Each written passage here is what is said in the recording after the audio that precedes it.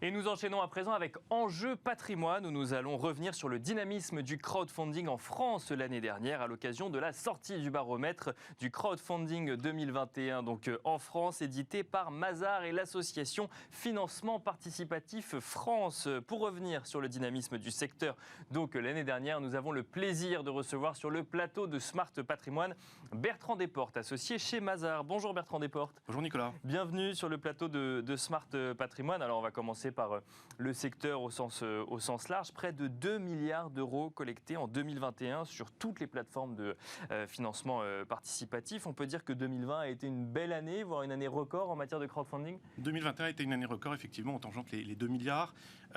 C'est assez exceptionnel. On voit qu'on est sur une courbe de croissance très forte, plus 84% sur l'année 2021.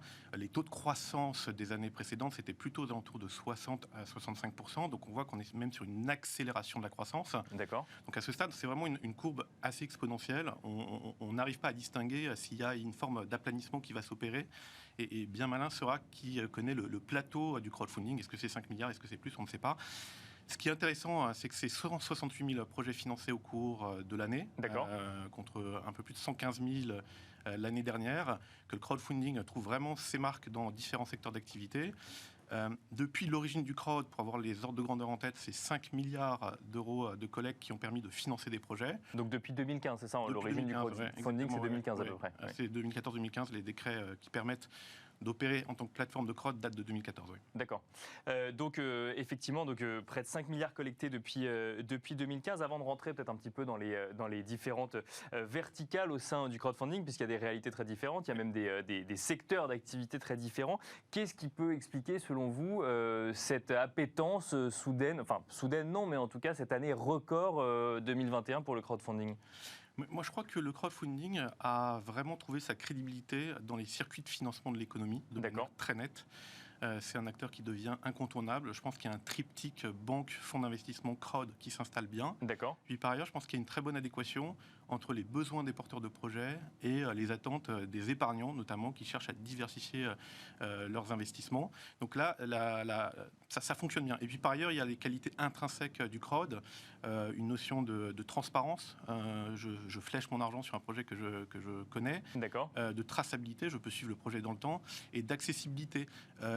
Pour quelques dizaines d'euros, je suis capable d'investir dans un projet de crowd. Et ça parle aux particuliers, donc c'est très intéressant comme dynamique. Tout ça, auquel il faut rajouter la dimension digitale qui permet vraiment de faire les choses facilement, de manière très directe et très facile. Voilà. Oui, et je sais exactement donc, ce que vous disiez, je sais exactement ce que je finance, et donc je suis un peu plus engagé effectivement dans le financement. Et côté porteur de projet, alors après on va voir effectivement, parce qu'il y a différents types de secteurs, mais c'est un réflexe, c'est devenu un réflexe finalement. Vous parliez des banques, vous parlez des fonds d'investissement, et le crowdfunding est également devenu une sorte de réflexe, de levier de levée de fonds.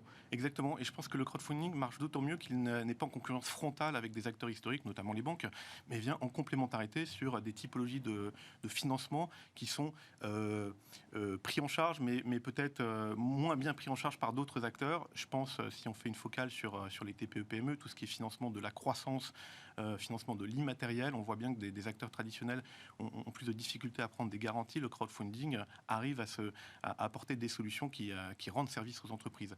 Ça, c'est pour le prêt. Bien sûr. Oui, parce qu'effectivement, on a trois grandes manières finalement de faire du crowdfunding. On peut faire de l'investissement, mais on peut faire du prêt également. Donc ça revient à faire ça revient à faire ou des actions donc pour l'investissement ou des obligations pour le prêt. Alors peut-être que c'est pas toujours vrai dans le crowdfunding, mais ça se rapproche finalement de ce qu'on appelle de ce qu'on voit en investissement traditionnel. On peut faire du don également. C'est les trois grandes manières d'investir, ou en tout cas de placer son argent via du crowdfunding. Exactement, c'est les trois grandes verticales. Je vais revenir d'un mot sur le don. Je trouve que le don, il est très emblématique. Le don, la manière de donner des Français a évolué. Le crowdfunding en don est devenu très grand public, de notre point de vue. Et il y a deux aspects. Il y a un aspect conjoncturel. L'actualité génère des projets de crowdfunding assez spontanément. Il suffit qu'il y ait une situation de tension de difficultés, de crise, comme on l'a connu avec le Covid-19 ou il y a quelques années avec l'incendie de Notre-Dame de Paris, immédiatement des projets se créent en soutien pour acheter du matériel, pour aider ici ou là. Et ça, de manière assez épidermique, on voit que l'actualité génère des projets de crowd de manière assez évidente. Et après, de manière structurelle, je pense que la manière de donner des Français a évolué. Je pense qu'il y a une notion de transparence et de vouloir flécher son argent sur un projet ciblé qui vient en complémentarité avec le secteur associatif traditionnel et la générosité traditionnelle qui s'exprime pour une association et moins pour un projet en particulier. Donc ce que vous constatez, c'est que ça devient vraiment un réflexe. C'est-à-dire que dès qu'on fait face à une difficulté de vie ou à un climat anxiogène ou là où il y aurait un besoin de financement anticipé, le réflexe de créer en fait une campagne de crowdfunding est assez intégré finalement par les particuliers. Pour le coup, particuliers et entreprises, juste particuliers peut-être. Sur le don, c'est plutôt des particuliers. D'accord. C'est 4 millions de particuliers qui sont portés sur des sujets de dons en crowdfunding en 2021.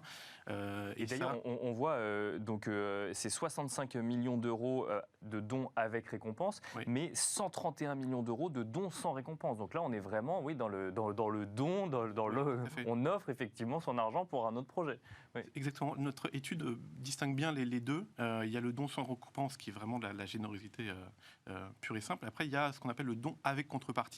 Et là, c'est par exemple en soutien d'un artiste ou en soutien d'une initiative. Bien sûr, c'est là où on va recevoir peut-être un album ou un t-shirt ou une place de concert. Exactement. Bien sûr. C'est exactement ça la contrepartie. Voilà.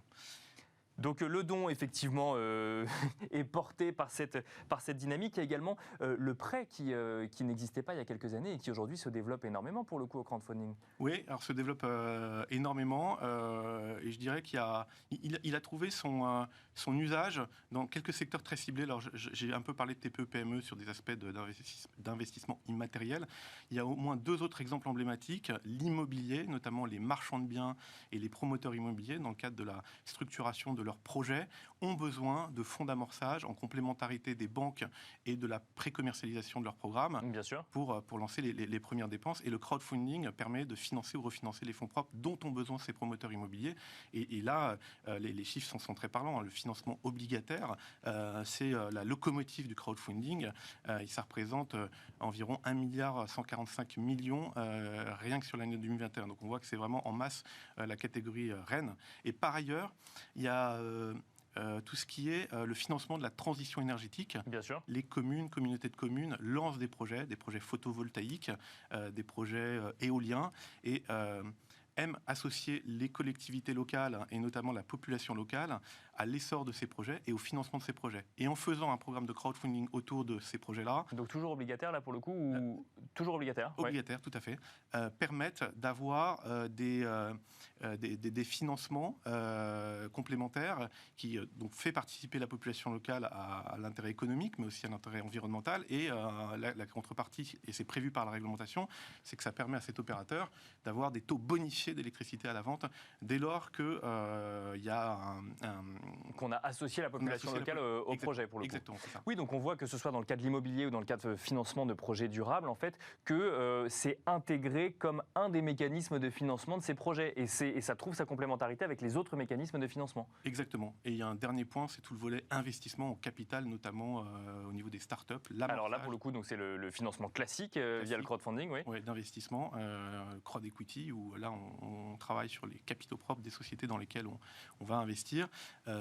C'est sans doute la partie la plus risquée du crowdfunding, mais aussi la plus stimulante puisque vous allez sur des projets d'innovation et ça représente un peu plus de 100 millions d'euros en 2021, avec également un bel essor puisque c'est une croissance de plus de 75% par rapport à l'année précédente. D'accord. Donc on voit vraiment qu'en fait on a ces 3 verticales, financement de start-up finalement on peut dire, ou de projets entrepreneuriaux, immobilier et tout ce qui est projet de finances durables. Donc là c'est quoi? C'est financement d'éoliennes, financement de projets photovoltaïques. Projets photovoltaïques également. Oui, il y a des projets assez emblématiques. Alors on en a récompensé un cette année qui est porté par la plateforme Enerfip, qui est une centrale au sol solaire la plus importante d'Europe, qui a été fait au niveau de la commune de Marcoussis, Donc ça, c'était un très Et beau ça, projet. c'est 100% financé par du crowdfunding ou Non. ça permet d'amorcer en fait le projet? Oui. 1,5 million de financement par le crowdfunding. Le reste du financement est un financement classique bancaire. Alors du coup, on l'a évoqué ensemble, effectivement, le crowdfunding trouve sa complémentarité par rapport à d'autres types de financement. Est-ce que on peut dire en 2022 ou en 2021, puisque le baromètre est en 2021, que le crowdfunding sert à ceux qui ne peuvent pas aller chercher des fonds ailleurs, ou en fait ça n'est plus vrai aujourd'hui? Non, c'est plus vrai du tout. C'est vraiment en complémentarité. Je crois que les circuits sont en train de se réorganiser. Moi, ce qui est intéressant aussi, c'est un des axes de ce baromètre, c'est de voir à quel point le crowdfunding et l'asset management travaillent de plus en plus conjointement. Il y a même un peu d'hybridation. Le crowdfunding peut être est parfois filiale de sociétés de gestion, parfois crée sa propre société de gestion, parfois est en partenariat avec des sociétés de gestion. L'idée, c'est d'avoir côté production de produits, des produits plus diversifiés avec des classes d'actifs nouvelles à proposer aux investisseurs. Et puis par ailleurs, côté distribution, les plateformes de crowdfunding se mettent à distribuer d'autres types de produits financiers comme des SCPI, notamment pour pouvoir fidéliser leurs épargnants. Ce qu'on a constaté sur notre baromètre 2021, c'est que des projets de crowdfunding, notamment en immobilier, sont extrêmement populaires, partent vite sur les plateformes, c'est-à-dire que vous les mettez en ligne et 3 heures après, en moyenne, en fait, la collecte, elle est terminée. D'accord. Là, vous parlez de quoi? De promotion immobilière ou de SCPI pour le coup? De promotion immobilière, voilà. Donc, en fait, ce qui veut dire que comme les plateformes proposent environ deux projets par semaine, qu'une collecte dure environ 3 heures, c'est intéressant pour les plateformes d'avoir par ailleurs d'autres produits à proposer pour que leurs investisseurs et épargnants réguliers aient matière à pouvoir se positionner sur des projets complémentaires. Voilà. D'accord, donc ça veut dire que les investisseurs en fait sont très rapides sur ce type d'investissement. C'est quoi? Parce qu'il y a quand même un moment où il faut analyser le projet, il faut comprendre, on engage des fonds quand même. Bien sûr. Donc l'un des principes, c'est évidemment la diversification. Il faut diversifier ses plateformes et les projets. Mais ce qu'on a pu constater, et c'est très spécifique à l'immobilier, je pourrais vous donner les temps sur d'autres secteurs, mais l'immobilier, la moyenne de collecte d'un projet entre le moment où il est mis en ligne et le moment où le projet est clos, c'est 3 heures. Donc c'est extrêmement rapide. C'est-à-dire et parfois, c'est une moyenne, pour certains c'est quelques minutes. C'est lié au taux de rendement qui est proposé, 9 à 10% en moyenne. Alors c'est pas le cas si on parle de start-up ou de prêts aux entreprises, où là on parle de jours de collecte, parce que évidemment les risques sous-jacents sont un peu différents. Mais pour l'immobilier, c'est très frappant. Ouais. Alors un mot peut-être très rapide, il nous reste quelques secondes sur justement ces acteurs du crowdfunding.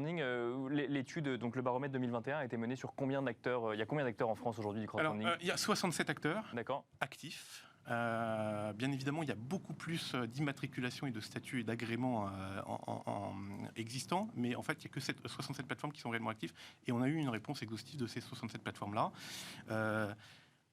L'environnement est en train de changer. D'un mot, il y a une réforme européenne sur le crowdfunding. Nouveau règlement européen, c'est le 2020 1503 de mémoire, qui vient remplacer les statuts habituels de CIP et IFP par un nouveau statut européen, un nouvel agrément. Donc conseil en investissement participatif et intermédiaire en financement participatif. Exactement.